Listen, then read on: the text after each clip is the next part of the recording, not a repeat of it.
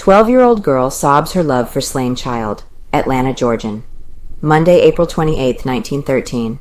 I'd help lynch the man that killed poor Mary. If they'd let me, I'd like to hold the rope that choked him to death. That's all he deserves. I was playing with Mary only a few days ago. She was my playmate nearly every day. But when I saw her dead body, I wouldn't have known her. Her face was so bruised and out and swollen. It was horrible. I hope they catch the man that did it. Vera Epps, 12-year-old chum of Mary Phagan. Vera Epps clenched her little hands, and anger blazed through the tears in her eyes when she told today in her childish fury of the vengeance she would like to wreak upon the human beast that slew her playmate and chum, the murdered Mary Phagan. She was at her home, 246 Fox Street, which is only a short distance from the Phagan home, the backyards of the two houses adjoining. Her eyes were still wet with weeping over the fate of her little chum, and she was a-tremble with the horror of it.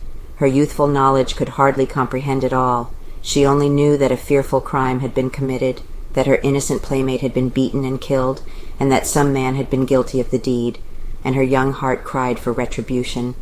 "Oh, I just wish I might help lynch him," she exclaimed. "I would be glad if I might only hold the rope.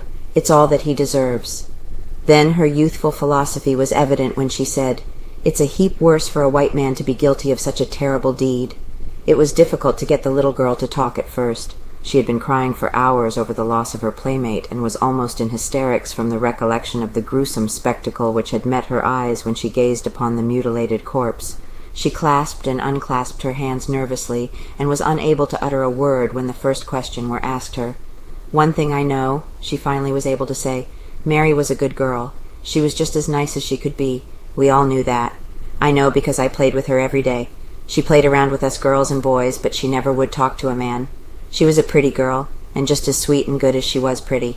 I couldn't believe it when Mrs. Reed, who lives next door, came over to our house and told us that Mary had been found murdered.